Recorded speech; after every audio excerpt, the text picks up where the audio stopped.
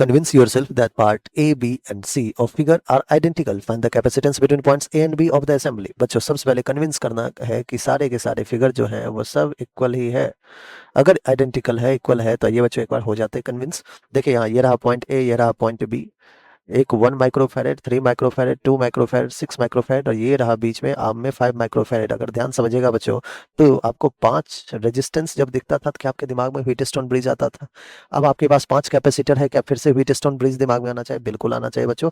1 और 3 का जो रेशियो होगा वही 2 और 6 का रेशियो 1/3 होगा। दैट मीन्स बच्चों ये एक व्हीटस्टोन ब्रिज ही नहीं है, बैलेंस्ड व्हीटस्टोन ब्रिज। आइए इसकी बात करें फिगर बी की। अगेन 1, 3, 2 और 4 और यहाँ देखिए इस टर्मिनल और इस टर्मिनल के क्रॉस 5 लगा हुआ है। यहाँ देखिए इस टर्मिनल के क्रॉस 5 लगा हुआ है। अगेन फिर से 1/3, 2/6 का रेशियो सेम है, फिर से बैलेंस्ड व्हीटस्टोन ब्रिज। इसमें देखिए बच्चों तो ये दोनों तो है आइडेंटिकल, ठीक है, कन्विंस हो गए। एक बार इस पे आते हैं ए और बी। बच्चों इस पॉइंट का नाम नहीं पता है, हम सी ले लेते हैं। इस पॉइंट का नाम नहीं पता, डी ले लेते हैं। अगेन अगर आप देखिएगा बच्चों तो 1 और 2 का जो रेशियो है वही 3 और 6 के रेशियो के साथ आएगा। और ये जो सी डी वाला आर्म है बच्चों, ये जो सी डी वाला, इसको अगर मैं सी, इसको मैं अगर डी कह दूं, इसको अगर सी मैं इसको डी कह दूं, तो सी डी के बीच में आप देखिए हर जगह पे 5 माइक्रोफैरेड, यहाँ भी सी डी के बीच में 5 माइक्रोफैरेड कनेक्ट है। इसका मतलब भैया सबके सब व्हीटस्टोन ब्रिज है। अच्छी बात है, अगर व्हीटस्टोन ब्रिज है तो हमें सी इक्विवेलेंट फाइंड करना है।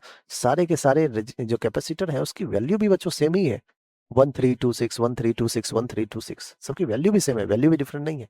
तो सी इक्विवेलेंट अगर एक के क्रॉस अगर आप निकाल लेते हैं तो दैट मीन सबके क्रॉस निकाल लीजिए, ठीक है। सबके सब बैलेंस्ड व्हीटस्टोन ब्रिज है। किसी एक के क्रॉस, लेट्स से इसी के क्रॉस निकाल लेते हैं, ये दोनों आपको आसान वैसे भी लगता है, इसके क्रॉस निकालते हैं। ये रहा ए, ये रहा बी। ऑलराइट बच्चों, ए और बी, और ये था अपना सी, ये था अपना डी।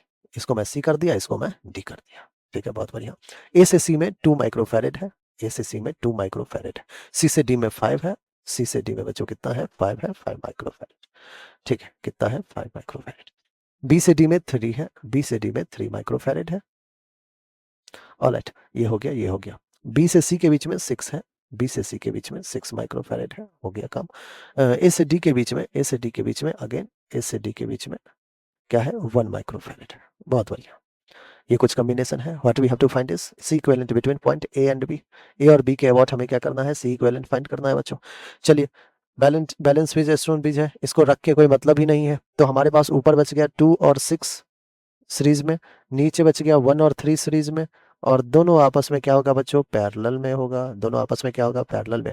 आइए 2 और 6 का 2 × 6 अपॉन 2 + 6 8, 2 1 जा 2, 4 जा 2, 2 जा 2, 3 जा 3/2 हो गया। ये कितना हो जाएगा? 1 और 3, 1 × 3 अपॉन 1 + 3 4, दैट इज ये 3/4 हो गया।